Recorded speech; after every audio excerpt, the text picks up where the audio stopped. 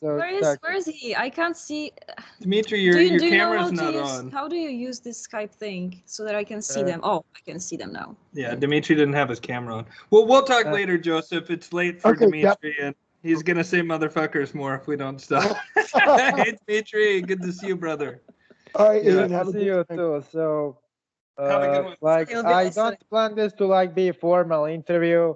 I just want to chat with you guys and share what I know and what I don't know, and also Jan can participate too if he Well, want to participate. and Amina Nora is appearing under false pretense. I told her that this is her interview. Yeah, I So, know. It's, okay, we can, but we can summon him up at some other time. Yeah. Okay. So you want guys this to be like one-on-one interview or whatever? No, Okay. no. Just a normal. It's up to you. I He's have prepared. questions. I mean, I believe Yeah. Joseph has prepared something. Totally. Yeah. So But just let me get this out of the way. Myself, Demetrius, or Miss Amina Nora will not be held responsible for any misinterpretation of any information that's presented here. We present all of this information in the name of education. It is the responsibility of the viewer to know what he or she is consuming. So yeah, merry meet all, and it's a great honor to finally get to talk to you face to face, Amina Nora. How you feeling tonight? Hey, Joseph, it's a great honor. We've had a lot of deep interactions, actually, through correspondence, lots of prophecies and crazy synchronicities, powerful stuff. Indeed. And we have, of course, Demetrius. How are you tonight, Demetrius? So I kind of need to elaborate on something. I am fine. But for tonight, I wanted to ask Anima Nora. She knows about, like, she was initiated into Haitian voodoo, so I wanted to ask about that. Cool. I also wanted to ask about her work with I don't know. She's working with demons a lot, but she is not really public about it. She holds all of that to herself, more or less. So I wanted to ask more about her demonic working. Last time we asked only about Lucifer because she wanted to talk about. So can I ask you, like, what's your relationship with other demonic spirits? Like, what's your work with other demons outside of Lucifer? For Lucifer, we are low, but what about the others? Well, Lucifer is my main patron, and he works in tandem with Samael. Those are the two pacts that I have.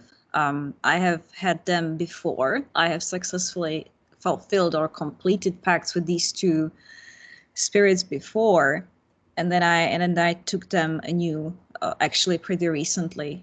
And the pact with Lucifer is for 10 years and 10 days. It's what he calls a master pact.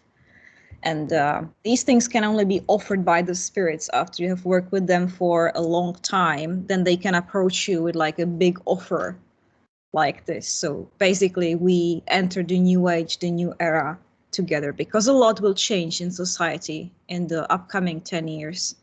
So I have spent considerable time, thinking about this this thing. And with Samael, I'm repeating a deal for a year and a day, and then I think we'll go from there to also 10 years. So a lot of commitments. So do you know? Sorry, Demetrius. Go ahead. I got a question related to Samael for her.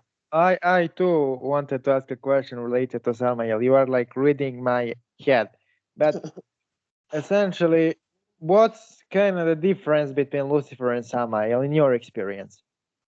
Well, in my understanding, they are close allies. Like they really like to work together. Samael seems to be actually older as a spirit. Like his energy is more ancient. Lucifer is more the new kid on the block, the visionary, the leader of the campaign. And Samael takes on the role of the henchman of the soldier. So, and he has a lot of martial, like a warrior energy to him.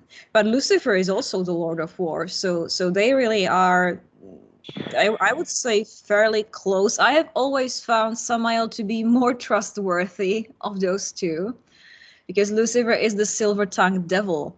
He just is a master of intrigue and politics and manipulation. He's the most political of all the spirits that I've ever come across, whereas Samael is more like the comrade in arms. Even though he does have that trickster side to him, he was just always more forthright to me. He's a bit more direct, less cunning.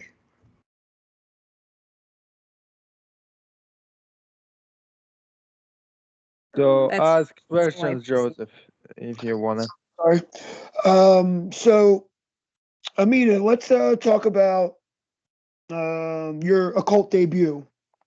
Where you were at mentally at that time in your life. I'm talking about the Anthology of Sorcery, Part 1. Yeah, it was the first time that I shared publicly a ritual. It was a very personal ritual for me, which basically evokes 4 demonic spirits as watchtowers. It's in homage in honor of Lucifer, and it's a ritual of blasphemy where the practitioner basically seeks to disengage and disentangle themselves, break away from all that we hold sacred. That's the main part of it. Like, you are denouncing all that you hold sacred, all that defines you, your roots, your culture, society, upbringing. So it was a working of self-liberation for me, and it came at a point in time where I decided to break away from my upbringing entirely. I have gotten fairly famous back then in my homeland as a witch, to the point where I was like on late night TV in my early 20s, and my Catholic family did not like it at all. They actually like straight up forbid me from going on that one big TV show. Then, you know, I was in the press, and my mother would be approached by ladies at work, you know, asking her, "Is this your daughter?" And that was when I decided to change my name and just like break away from my lineage entirely. Basically, also out of respect and concern for them, because what I was doing was like way too public and way too radical, and it is also very mythological. Interestingly enough, when I was a child, one of the myths that took my interest was when King Arthur sends his men to look for the boy who has no parents, who turns out to be Merlin the magician. He's an orphan because he comes from the spirit world, because our true parents are, you know, Samael and Lilith and Hecate and Lucifer. So for me, this came at a time in my life where I was splitting away from my family background and really thrusting myself into the hands of the left-hand path, which was the right decision. And I did change my name back then to Anima Nora. It used to be my legal name, but then that turned out to be a bit of a mistake, because you cannot have a private life when you take on your magical name as your civil name and it appears everywhere. Then that takes away the privacy and it makes you targeted too much. So I had to change it back into something more regular later. Okay. Wow, that's crazy. So your mom was like, where you were living, were they getting harassed by the No, comments? this is not really a thing in Europe, because Europe is very atheist, very agnostic. Religion has lost a lot of its steam. That's why we don't even perform like rituals of blasphemy against the Bible or reverse baptism. That's a very American thing. It was more that, honestly, it was more that case of like jealousy and envy. Like, I have you know, I have overgrown my roots and I just couldn't accept it. Yeah, oh, here goes the small town girl. Now she's on TV and blah, blah, blah. I get it. Wow, people seem to be really they hate on you. I mean, what is the reason for that? Like, I am totally, I see you rising in the occult. I celebrate your success. I cheer you on 100%. Why do you think it is that people get so jealous when other people reach and attain a certain level of success and are exalted by their peers in the occult? I think it's a matter of not admitting personal failures. You know, we are all given the same kinds of opportunities by spirits. Some people just don't make use of them. And it takes a certain way of being humble, which has been lacking in the occult a lot. Like you need to suck it up, you know. I had to start over when I came here to USA, and my YouTube channel was getting no traction despite me putting a lot of effort into it for months. So it's like, yeah, you will have a lot of dry spells, and the thing is, you just continue doing what you're doing and follow the divine guidance, because they know, they have the timing for us, they have the associates, they have the connections, and some people just cannot get over themselves. I've been wondering this myself, because it seems so like so petty. Like, why would anyone even care about me? You know, if I'm a nobody, like they say, then what makes everybody so riled up about me? Well, I think it's because you speak your mind as you see it, and you will talk about the things that shan't be talked about. Yes. So, But that's because I'm Luciferian. Isn't that what we're supposed to be doing? You know, breaking the taboo and for mostly spreading knowledge. And of course, I walk with Samael, the venom of God. So I love to write dangerously and speak about that should not be spoken about. It's just who I am. And exposing and stomping out tyranny wherever we find it. So I wanted to ask you about the Shield of Semiel. Do you know anything about this? It is one of his mystical weapons, really.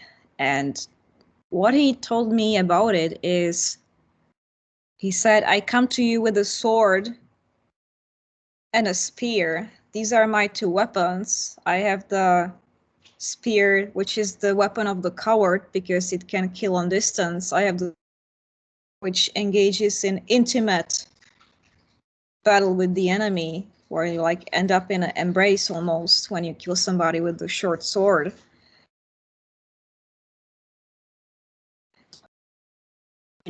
Contemplated. I haven't found the answer just yet. But I was shown certain visions from the past, from the Trojan War, the battle between Achilles and Patroclus, where they bear these very weapons, you know, short sword and a spear, and also a shield. So I think the answer is somehow encoded in our ancestral memory, because back then it was the conqueror who won.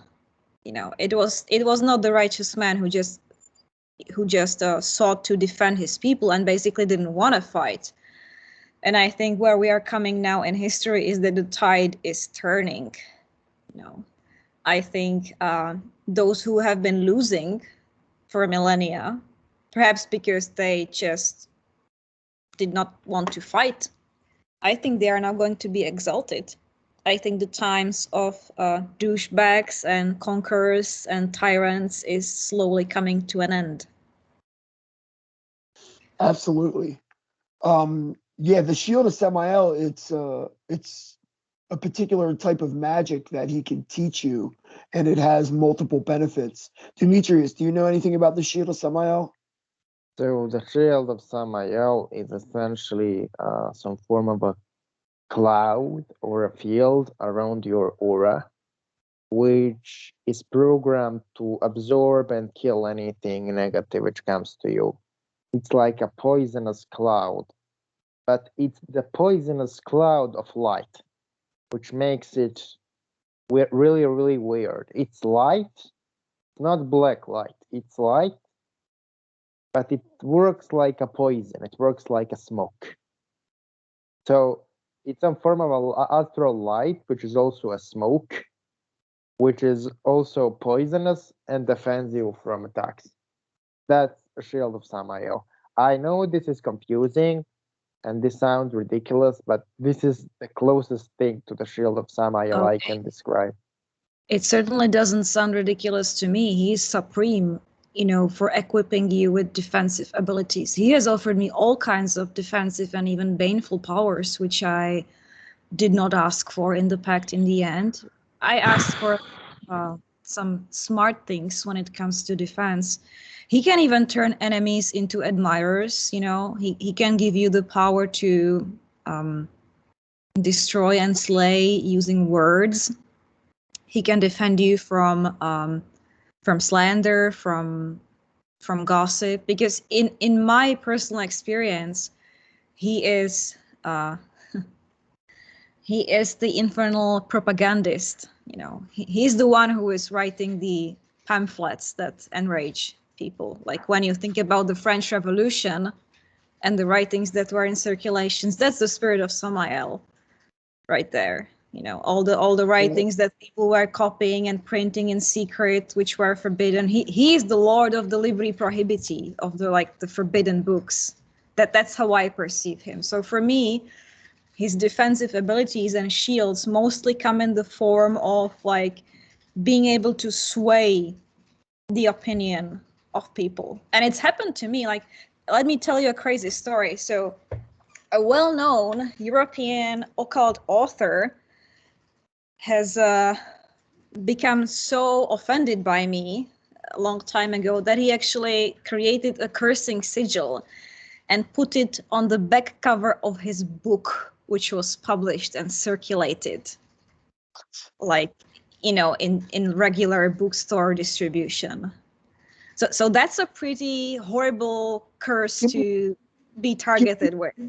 Give me a scope of how popular or in how many people seen this book. What it was definitely printed in the hundreds, possibly 1,000 copies. That would be the most of it, but definitely a few hundred. And it was available in public libraries and stuff. It was not a collectible thing. Was this practitioner powerful? Can you name the book, or no, you'd rather not? No, it's history. I'm just telling this story because what happened a few years. It is insane. I mean that, and that's possibly plays into your question as well. Why does everybody freaking target me? I don't know. There must be something.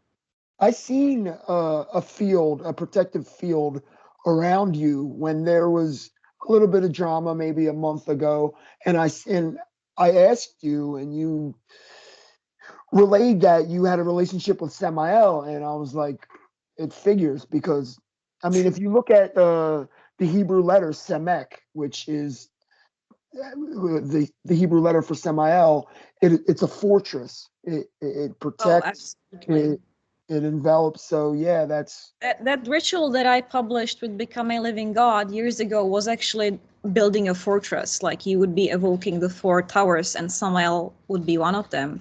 So anyway, back to the story. A few years later, this author became my biggest fan, and we still correspond to this day. So how can you go from there to there? I have seen it with my own eyes, so I know that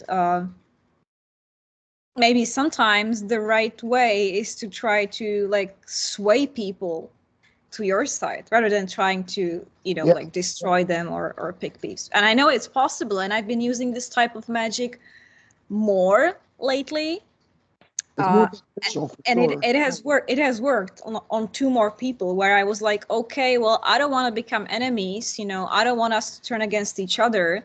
I want to renew this contact. And sometimes it works within days or within weeks. They just come back, and they're like, what were we even beefing about? So that's how I work magical defense and protection. Whenever possible, I just try to sway people. I was going to say, I think the people are just, secretly in love with you or something. So Can you describe to us when you realized that magic and spirits and everything were real? Was there like a specific operation, like one of your first operations that you did, and then you're like, wow, this is real? Like, can you describe when that was? I actually had a number of very paranormal events when I was still a child. We experimented with all kinds of spiritualist techniques, which were just like urban legends passed around the local kids. We realized that we can hypnotize one another, that we can actually make a person levitate. We have almost levitated a person once in a seance when I was like 11 years old. Then we got scared and we dropped it. Like stiff as a board, light as a feather thing? Something like that? Okay. So, something like that. I have also seen an object like freeze midair when it fell down, like I stopped a bottle falling by my mental powers when I randomly woke up at night and I knocked it over and then like it stopped midair. I was also talking to spirits. My parents happened to be spiritual people, so they believed in all kinds of things from past lives to curses, power of prayer, interpreting dreams. The family was very open to these things, so I was in a good position to explore it. I had even some like UFO contacts as a child, and I did figure out that obviously, like dreams are prophetic, divination works. My father was an astrologer. And that I can manifest things just by like wishing for them intensely. So I would think about some object, something pretty that I've seen in a magazine, and a few days later somebody would bring it to me. Like I clipped out this picture of a model on a catwalk, and she had this amazing skirt in like a weird champagne color. And I carried this clipped picture in my purse, and a week later, a schoolmate just came to me offering me some clothes that she didn't want, and there was this thing like as close to it as you can possibly imagine. And the funny thing about this story is that I've been then telling this story to my students back when I was still running practical magic seminars, and me talking about this manifestation over and over in the magic circle to the practitioners, it manifested the same skirt for me again. And one of the witches brought it to me, and she had never heard this story, but so she didn't even know what it looked like. The picture had been lost. So there's like, I think I always knew that these things are real, and maybe even before I took to ritual magic, it was more natural to me. I got kind of scared when I started talking to the Prince of Darkness as a teenager. I would be wearing a reverse cross. I was wearing a cross actually where somebody tore off the Christ from the cross. So that was a pretty blasphemic symbol for me. I was asking for protection because I was bullied, like many of us do. I called to him, but then I got scared. I thought that I'm losing my soul, or that I will somehow become like spiritually crippled, unable to love. So I backed off from the left-hand path. Then I rediscovered it in my early 20s. I worked for a witch, like a local professional witch. I was her assistant. I guess I backed off several times, but I always got sucked in. Spirits always had other people, other plots. It was always all around me, just in different forms. And I always made up my mind in the end. I always came back. The left-hand path is dangerous, and occult circles are dangerous. I've rubbed shoulders with many dangerous people on my path. I guess if I wasn't walking with Lucifer and Samael, I probably wouldn't even be here at this point. I totally believe that you can lose your soul, and it's not in like the way that you call the devil up and you write a pact and then you lose your soul. You can lose your soul just by working with chthonic infernal beings, and if you're not offering a sufficient target or a task, they will feed off of your life force. And losing your soul is just your spark diminishing. The more black magic you work, if you I work have seen this.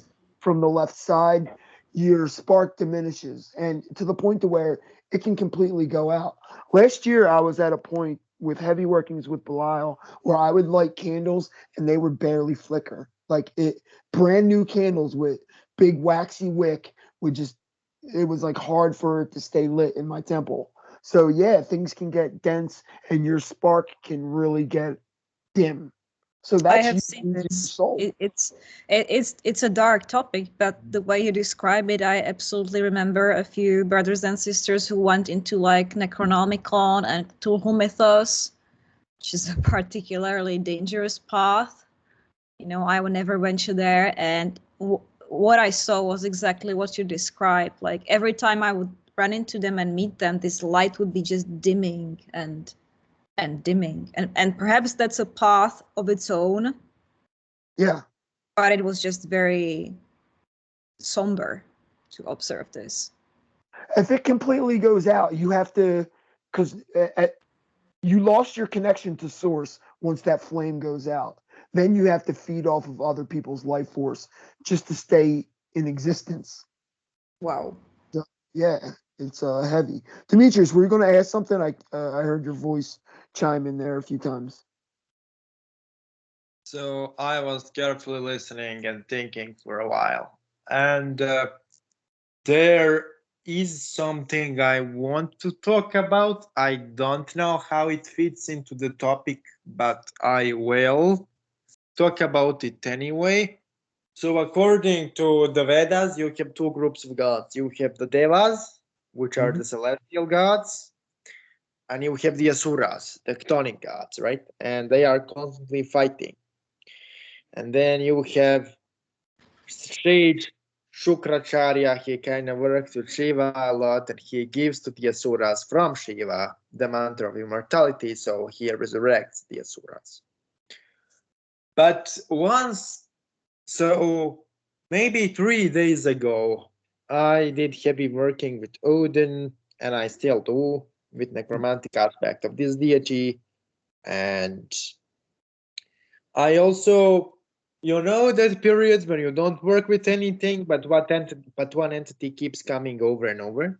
So that's case for me now with Asura Kalanemi, one of the chief Asuras of the Hindu pantheon. I work with them for a while, and then I stop, and then I start again. That's my relationship with the Hindu dark spirits. And what he kind of told me there is like, you have positive aspect of the source and negative aspect of the source, and then you have the core of the source which transcends the positive and negative. Well, when you work with negative energy, you need to aim to connect to negative aspect of the source. Now, this ties into previous podcast. The previous podcast, wait a minute. We had some podcast recently, yeah, with Connor yesterday, I think.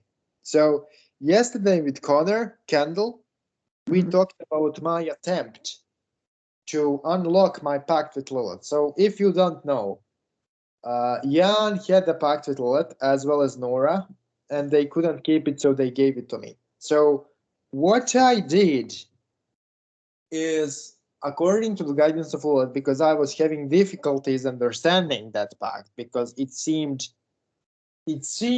pointless to me to just wake up and curse universe and the veil and the people over and over again. It seemed pointless. So I wanted Lilith to give me some clarity on it. I didn't want to stop doing it, obviously, because I am obligated, but I wanted to receive the clarity on what's happening. So Lilith instructed me to construct the sigil and then scry into the sigil of that pact, as if I would scry in anything else. What came true was pretty interesting. Well, every pact is like a tunnel between spirit and practitioner, and energy goes back and forth. That's what pacts are. But when I entered into the tunnel, which represents my pact to Lilith, the energy there was, let me describe it, thick mix of the gray and black and really painful and sludgy. That's the same type of energy Asuras emanate. And when I checked Asuras up, they told me that that gray sludgy energy comes from the left side of the source itself, and it's essentially one of the building blocks of the world we live in. So now that Asuric being is coming again, and that Asuric being also wants me to unlock his pact I have with the Asuras as a whole. Because at some point in time, for whatever reason, I don't know, is it this life or is it previous lives, I made covenant with those Asuras as well. So that chief of the Hindu pantheon, that dark god, wants me to unlock this pact, which I will do. Now, this asks some interesting questions, because if Lilith and Asura Kalanami essentially keep the doorways to the same energy, and they call it the dark aspect of the source, then what you are describing, Joseph, that dimming you describe, what it is essentially. So it's that sludge. It's that sludge building up on your energy bodies. Yeah, that's exactly gray, dense. Yeah, and the thing is, there is only two spiritual paths I experienced this sludge on. Actually, three: Genic path, Asuric path, and the Arimanic path. And now, when I think about it, it's not that you are dimming; it's that that energy is entangling you and it's pressuring you and connecting you to the left side of the source. However, our energy bodies are not accustomed to this. We are not created to be connected to the left side of the source in this manner. I was getting chest pains and everything, man. Yeah. The demons are created for it, not the humans. And that's the reason why extreme mystics like Agoris or like extreme people in Arabic world, or even some witches in the Slavic areas, they seem to do pretty degenerate acts, which are not necessarily harmful to anyone, like eating feces, anointing with pig's blood, and things like that, in order to infuse it with spiritual energy and shift their aura so they can withstand the enormous amount of negativity they are accepting. Sniffing the corpses, inhaling the putrefaction from the corpses. Yeah. And essentially, what the thing with Lilith you had was for is this. So every time you do the baneful operation in the name of that covenant, negative energy accumulates within that tunnel I described. Yeah. And what you have to do then is you open up a tunnel and absorb all of the negativity you created through doing that right over and over again. And through this act, you connect to the left side of the source. Now, I absorbed a small piece of that energy just for the sake of experimentation. And Lilith gave me some guidelines. However, what I have to do now is I have to open up all of my ancestral pacts, as well as the pacts I am not aware of, as well as the pacts I made. Actually, I made only one pact, which is currently in place, and that's a pact between me and Lilith. That's the only pact I let stand, right? Regarding the Cardinals working I mentioned previously, I still hold it, but through the Slavic mask of things. I worked with Volos instead, because Volos and Kernon, they are essentially two manifestations of the same energy, just like Paimon and Iblis. It's the same force through different cultural lands and different names. And the thing is, it gets some pretty weird materialization already. So I will not discuss it until things settle down. But it's so let me tell you what happened. I will be silent about Vala's thing. But regarding Lilith, the shit was really weird.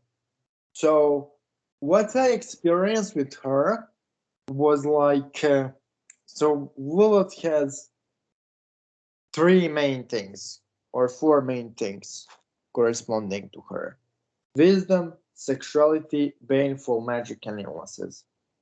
Imagine what would Lilith look like if you remove all of the erotic components and only wisdom, illnesses, and painful magic remain. That's what came to me recently, by the way. And working with that is extremely difficult. Like, you need to kind of force your brain. So I kind of stopped working with Lilith as intensely just to rest for a while, but I have to continue working with it. So We should save all of that, Demetrius, for your interview. This is Amina Nora's interview.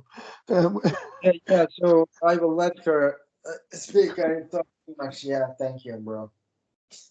So this is where, ladies and gentlemen, this interview is going to get juicy. Amina, can you describe any of your past life roles or identities that you have occupied? Oh, I literally, I have recovered hundreds of these memories. So we can go from medieval times to Atlantis to being an actress in Chicago. I heard something on you and Magister Clavis's podcast, which is excellent, by the way. Everyone should check that out on Wednesday on Facebook. But you said something about Astral Assassin, something from Orion and Atlantis. I was like, whoa, what? So Yeah, well, so here's the thing,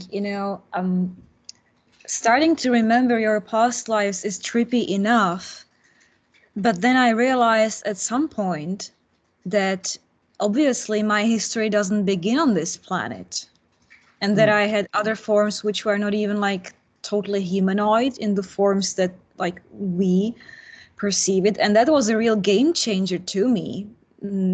Maybe 7 years ago, I had this random memory come up where I'm basically witnessing my own arrival on this planet as a part of some unauthorized mission, which was led by this captain who was my first husband in this life.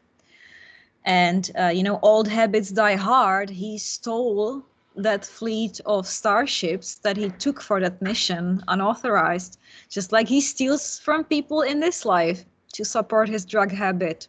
So that was pretty trippy, because at that point I realized, okay, well then how far it goes, if it doesn't start with this planet, then like, who are we really? Well, I mean, it makes sense because, we are not the only life form in the universe. It would be stupid to think so.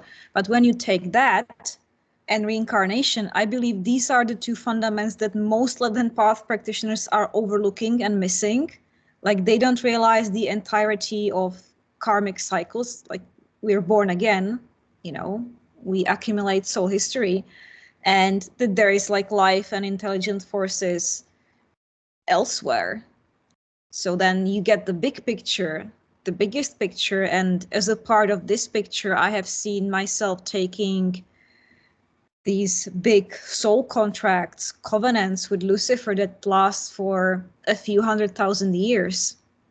Even that's what being Lucifer's bride means to me. And I have seen other people with same or similar covenants.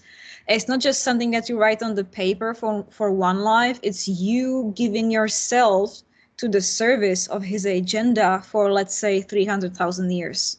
That's what I was shown. And I was shown that I'm like midway through. So these kinds of covenants are not easily abandoned. I'm not even sure if it like can be done. Possibly if you wanted to reach unity again and stop incarnating altogether, then you would be out of it.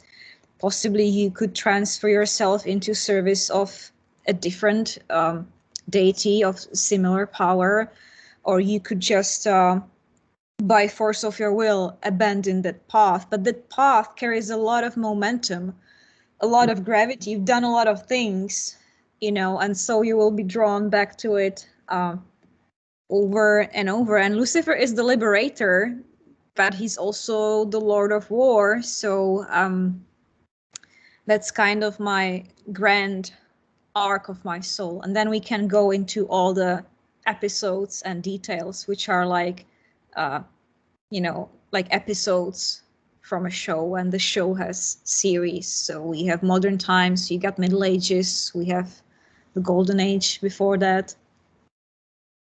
Please do. Please do. This is extremely fascinating to me. So one chapter which I would maybe emphasize was the times after Christianity took over and started pushing away the old pagan religions. And as a result, these cults became more underground, more secretive, and also increasingly more violent. So I have seen this life, which for some reason feels pretty important, where I basically put together a community somewhere in northern England in 1300s, and we are one of the last holdouts of the old cult. We worship the horned god and the fairies, and we bring them a lot of sacrifice, especially child sacrifice, but we also practice like orgies or like ritualistic torture even. Everything in the village that is good, all the prosperity and the protection comes from keeping this cult. So we are prosperous, you know, we are protected. No army ever ventures forward. There's no illnesses. We don't even seem to age as we should. But then I started seeing more dark details of that life, and it dawned on me that all the evil and the personal tragedy that happened there also comes from the cult, because we had to maintain strict secrecy by enforcing discipline. We cannot allow anybody to leave, basically, and to tell on us.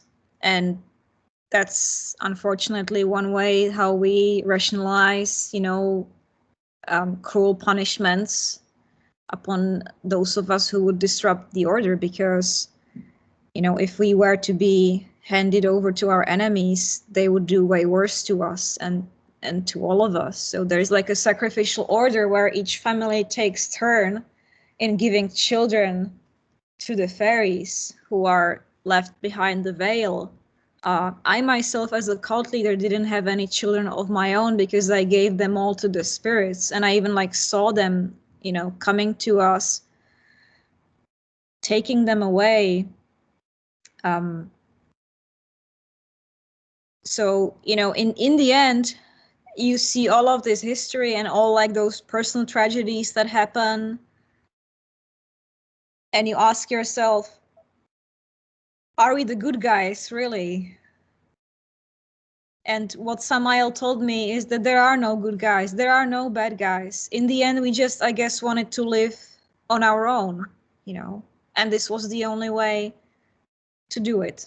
So that was the story of one of the last pagan holdouts. I've also remembered druidic lives, where it was more about keeping the community together.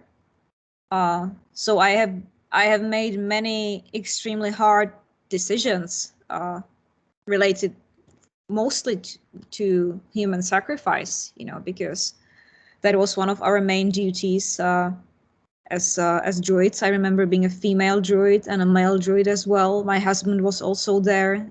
Dimitri was a part of the succession of the high druids as well. Wow. That's where his connection to the Horned One comes from. So we were all there, and we even took oaths to save the old gods when the time comes for them to be revived.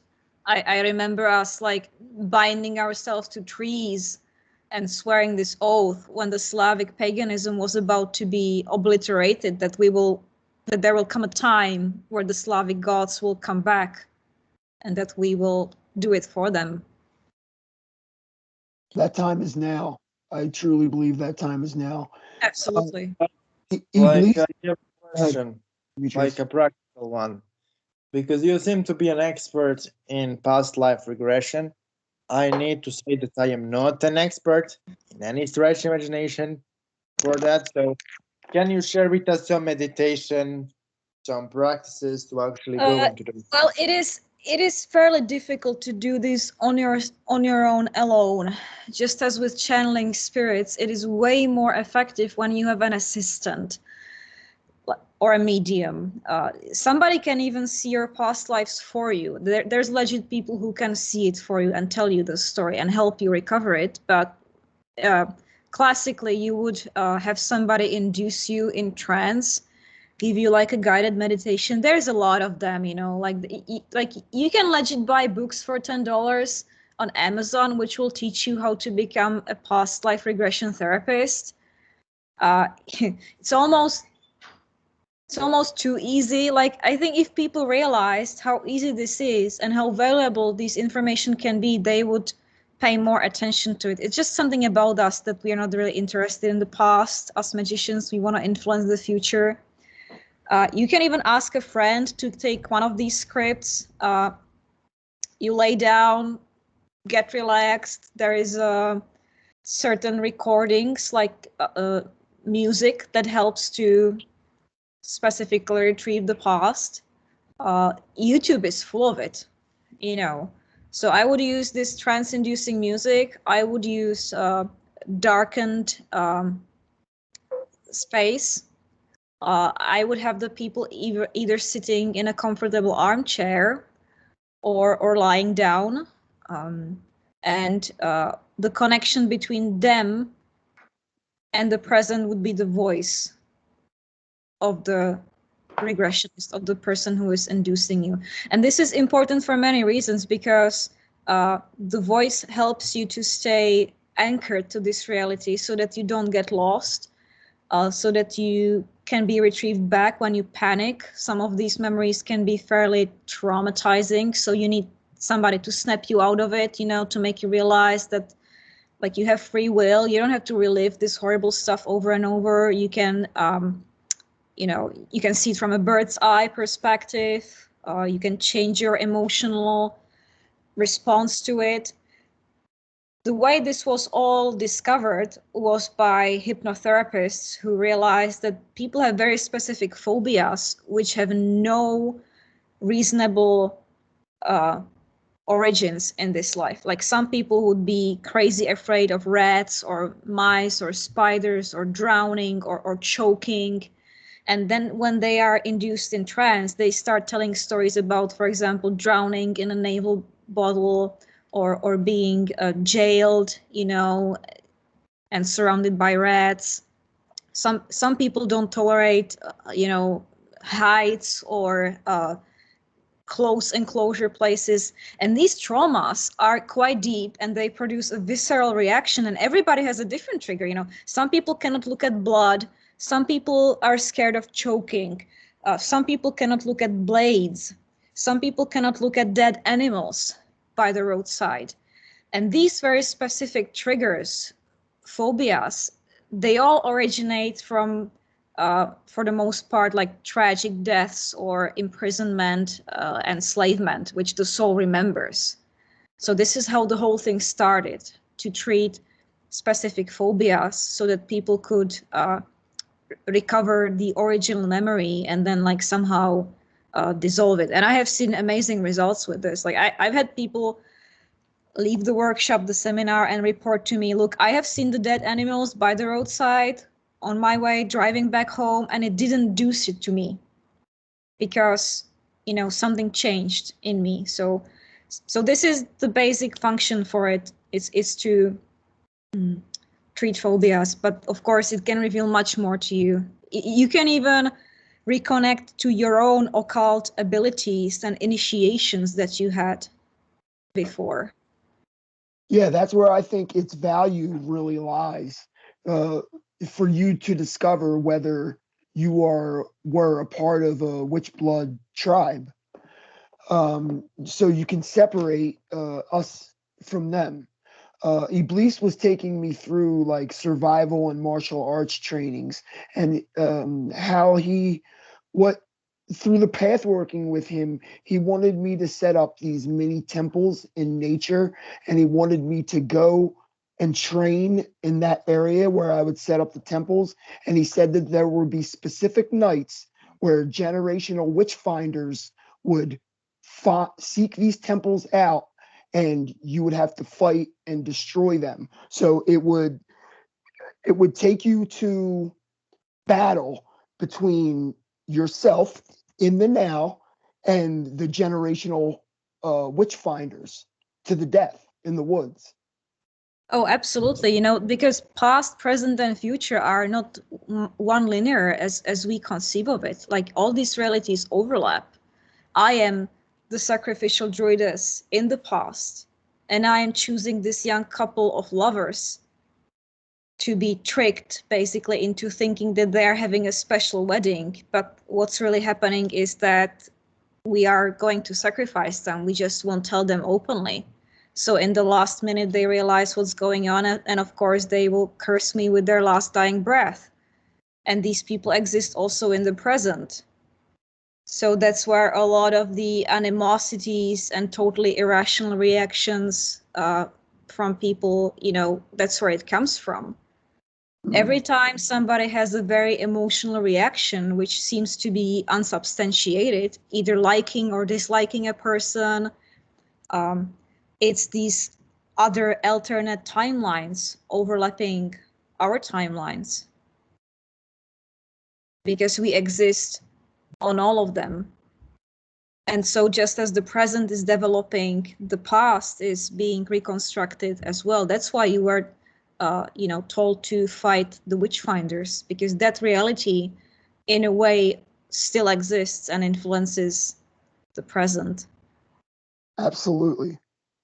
So, Amina, have you ever done any aeonic workings that without a doubt in your mind had macrocosmic ramifications or effects?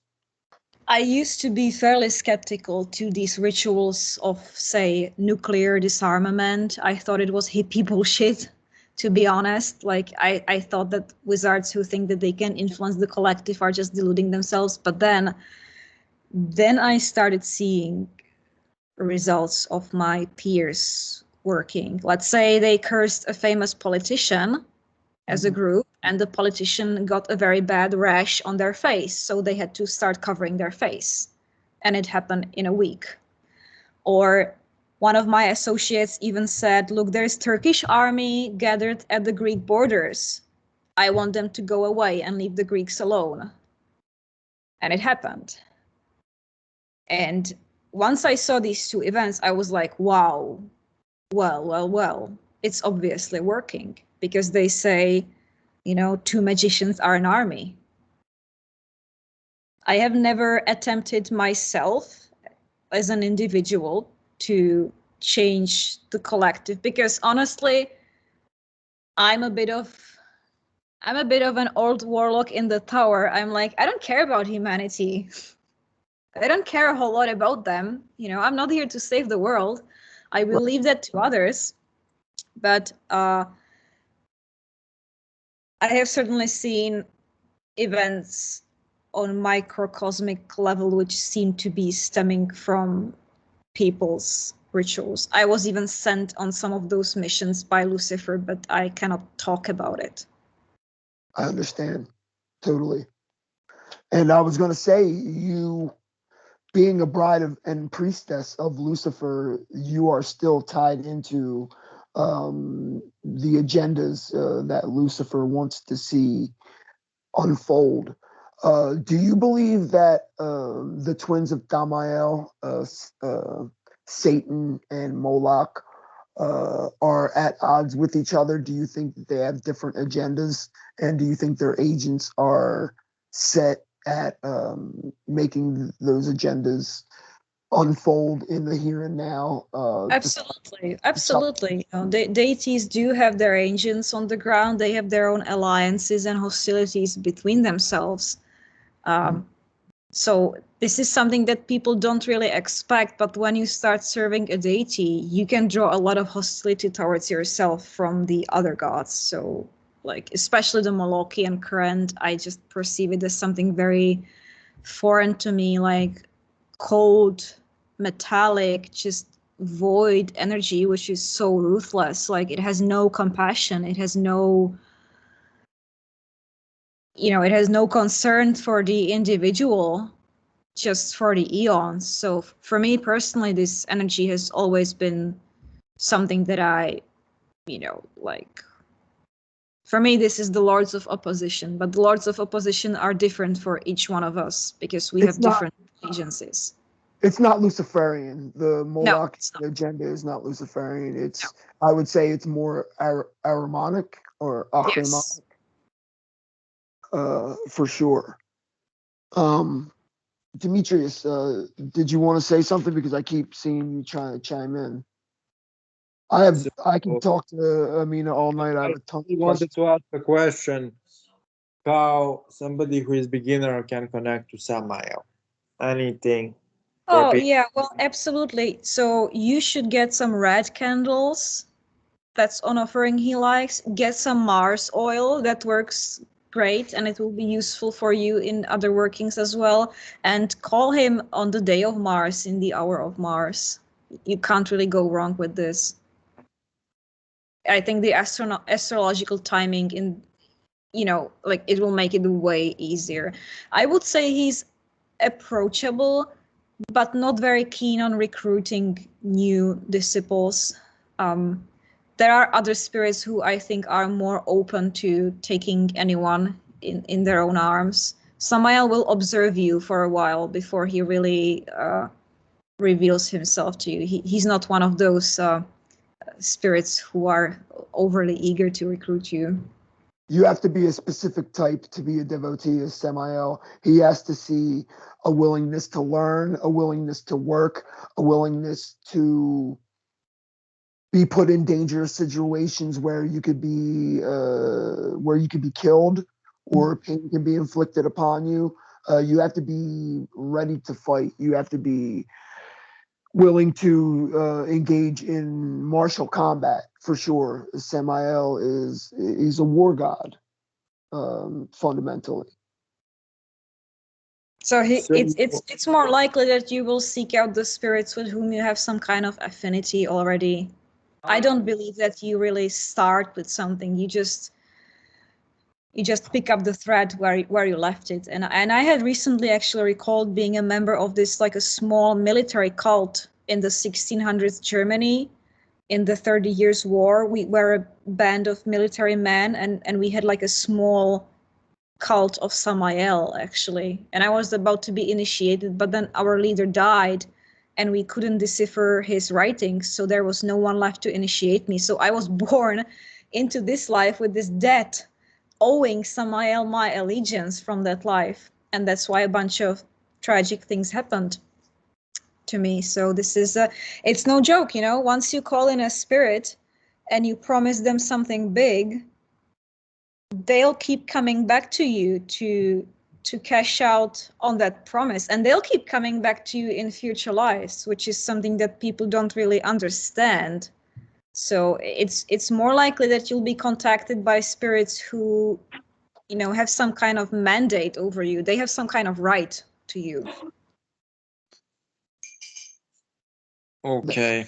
One more question: how to conjure Samael? Can you give any sources, any chants, any? I don't do this kind of stuff. I don't use mantras. I don't really use sigils. I think there's way too much emphasis on these kinds of shortcuts. When the spirit wants to talk to you, they will come on their own. Okay. And the last question for me: how one can develop those abilities to perceive Samael specifically? Because, yeah.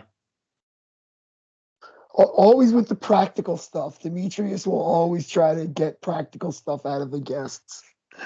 No, I respect it. I mean, people are interested in this kind of advice, but I just don't have it. I would just say either you are the son or daughter of Samael or you're not, and only you and he will know. So what's the point in trying to get there if you don't belong there? If you belong there, then what I said will suffice. Like, talk to him, on the day of Mars at the hour of Mars and see what happens. Brilliant advice, Amina. And I'm getting the impression that you wore that shirt for Samael. I think he would love that. Oh yeah, no, I love red. I need to get more here. So, Amina, are you opposed to magical assassination? I have never performed it in this life. Undoubtedly, I had in the past. I don't know, man. It's just it's a fascinating topic for sure, but I just don't see people using it for a justified cause. I have no doubt that some people have tried to magically assassinate me in this life, and like, where's their fucking justified cause?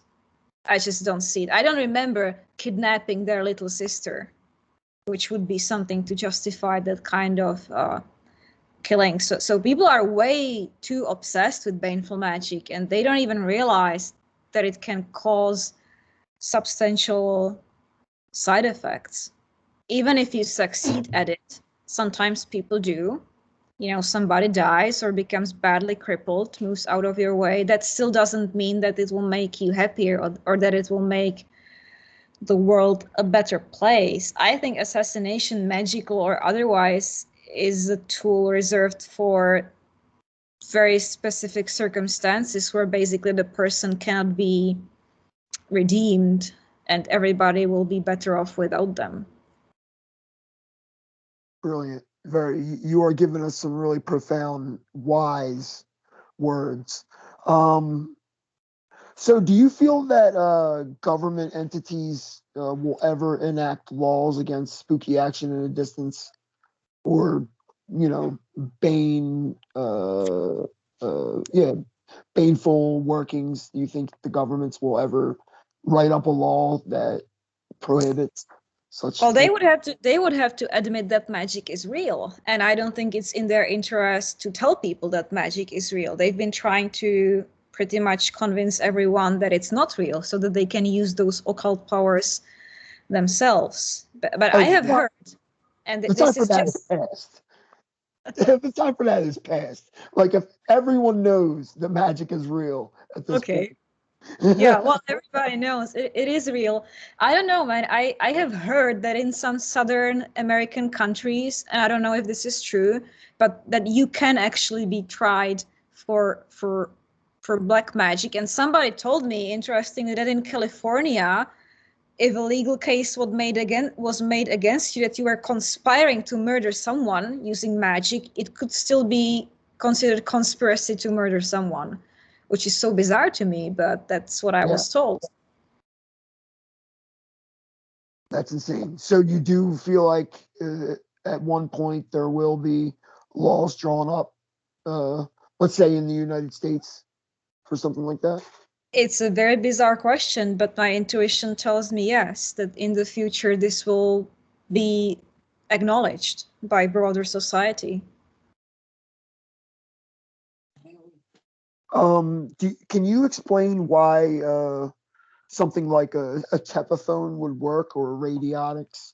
Anything? Can you explain like why something like that would work, if you've ever?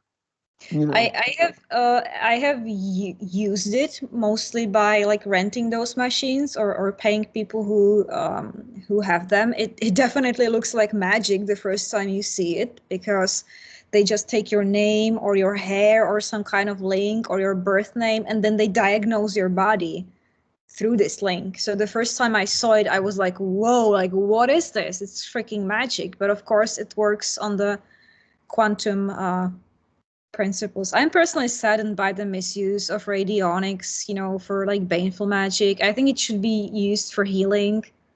That's what it is meant for. I mean, don't we have enough baneful forces out there? That's interesting. I don't think anyone has even proposed radionics be used for healings. I've never heard of it. Everyone's blight and bane. That's kind of where we are at as left-hand path nowadays. But when I first came across radionics in Europe, it was a healing clinic, actually. They would put in frequencies of different herbs or different ailments and just harmonize your body, you know, just inform your body of the frequency or the problem so that it can self-heal. So, but you can manifest anything, you know. You can manifest any intention that you're able to somehow link to the machine. So did you ever use radionics to connect to spirits? I personally haven't. Okay, so do you have any last advice for preparation for work with Samael? Anything people can do?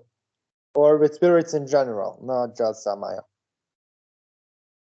Yeah, well, I would say this, like, be willing to make blood sacrifice of your own if you want to get into working with these spirits or having pacts with them.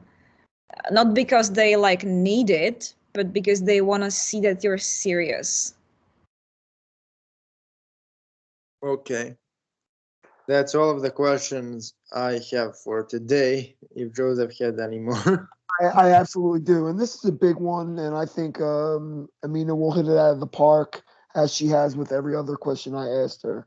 So, do you think that there's a spiritual war taking place between the Empyrean and the Infernal? Oh, absolutely. Like that war has been out there forever.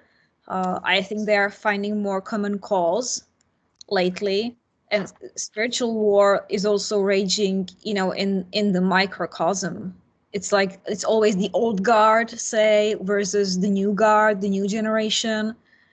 You can observe that there's always like the left-hand path versus the right-hand path.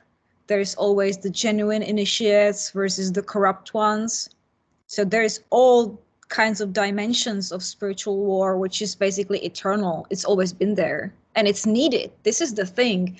I was conjuring angels for a peaceful path just days ago, and Uriel came to me thundering down and he said, no, there is no path for peace. You need to follow the path of war because it's the righteous thing to do. And these are your mystical weapons. So that was pretty startling. And then Belial, of course, has been talking to me in similar ways.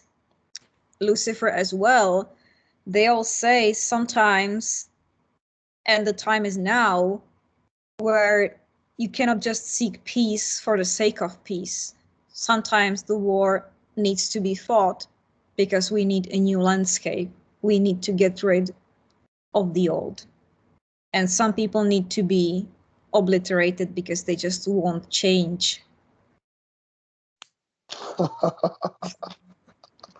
I love it. I love it, Amina.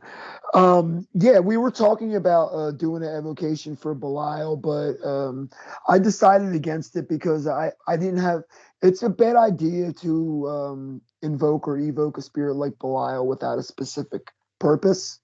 And I thought that just to call him for our interview would be profane in certain respects. So I decided against it, and I did advertise that we would do it. So I apologize to the audience if that's what you were waiting for. But I just We can do it. We can do it some other time. And I'm actually planning on launching a solo show with practical magic workings, perhaps sometime in January. So maybe I can invite you for that. awesome. I would love to. I would love to take part in that.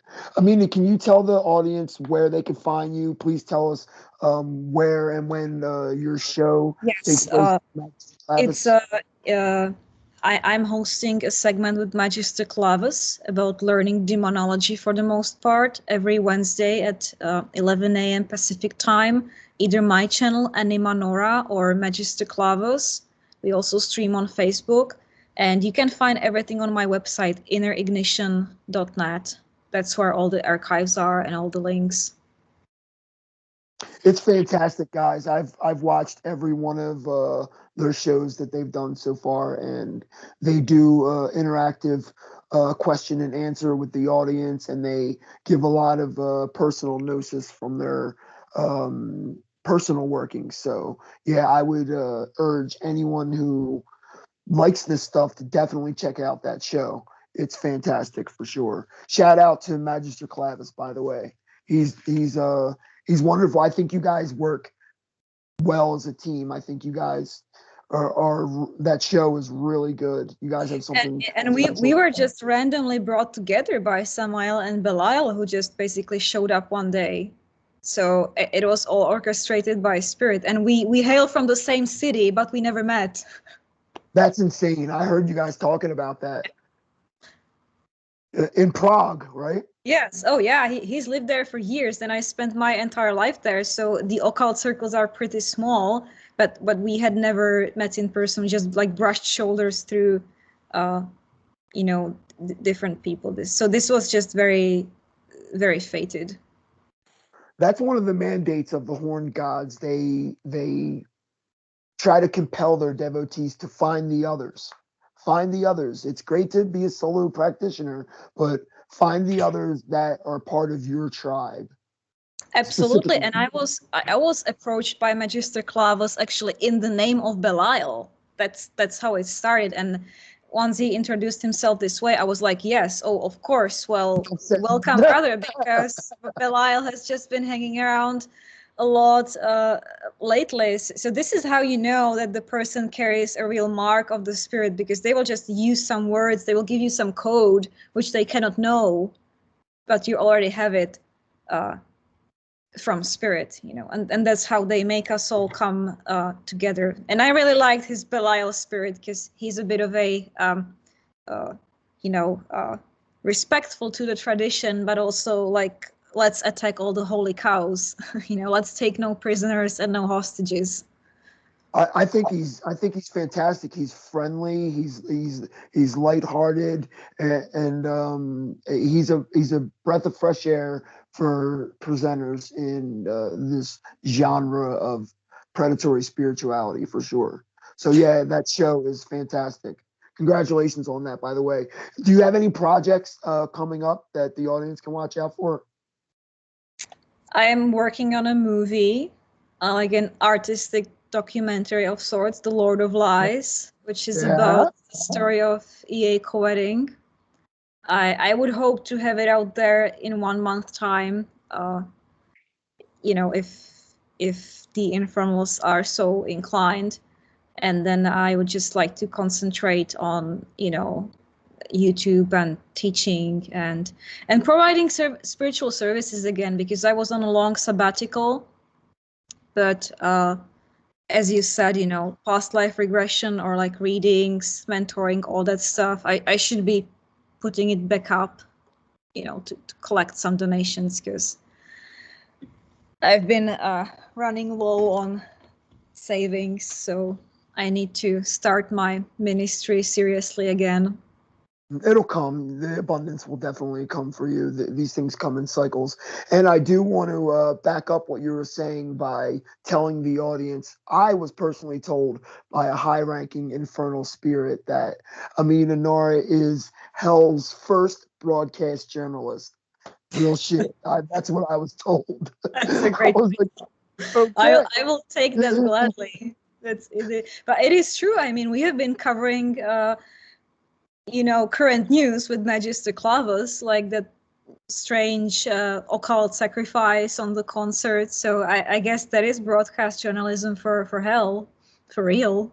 Yeah, and if it's not sanctioned, it's not going to be legit information. So, yeah. I have to applaud you. What you were doing and your comeback is well received, at least for me. I think what you're doing is fantastic, and I cheer you on, and I wish you nothing but the best in all your future endeavors. I'm a fan of yours for sure, and your husband's. Can you want to give a shout out to his YouTube channel? Oh yes, Ian's channel is called The White Lotus of Light, and we'll be hosting the Devil's Disciples on Christmas on December 24th. Because it will be Christmas in Europe, so Magister can't make it. So we'll have a special show, left hand path and right hand path together. I will be there without a doubt. I will be there with bells on, so to speak. But yeah, Amina, thank you for coming on. It's been a pleasure, and this hour and some change went by so fast. Thank you again for coming on. Infernal blessings. Thank you, Amina. Thank you to you as well. Too. We will call you. So, can I ask you, like, can we have some form of a live stream or a live show maybe with Jan, you, Joseph, me, and maybe Magister I Clavus. would go for it. I don't know if you have some kind of virtual studio or if you can use Discord, because I have never, like, we use the Restream service, but I don't know if you have ever attempted to live stream. People definitely love live streams. They want like to be interactive. Yeah, it's cool. It's certainly cool. I will find the technique out. No worries. It was really an awesome show, and we will talk soon again. Thank you for coming, Okay. Animas. Yeah. Take care. Thank you. Good night, guys. Bye.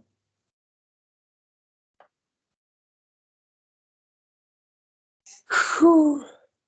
It almost turned into catastrophe when she mentioned the quieting movie. We still can publish this. No, why would you say? You know, I was going to do a lot of other Become a Living God questions, but she asked me not to. Just because she's got a lot to say. She went through a lot of shit with that company, from being in a relationship with EA and all that other bullshit. So, I mean, what the Legion of Lilith show is completely unique in the fact that 1 week we'll have J.S. Garrett, the next week we'll have Amina. Like, we don't give a fuck. Like, Yeah. 1 week we will kill Cabal, another week we will try Connor Candle. Yeah, yeah. So yeah, the thing about Connor Kendall, we're gonna shoot for that next weekend. Is that cool for you? Yeah. So can you send me this specific recording on Google Drive so I can download it tonight and then upload it tonight also. So What? I don't. You don't have it on your Skype thing? As soon as we end Skype conversation, you download it from Skype, send it to me on Google Drive, because for whatever reason, my phone cannot download from Skype directly. It has issues. Oh, stop recording. You're gonna have to learn how to edit, because you started the recording, so you have to stop it. I will stop it, bro. No problem.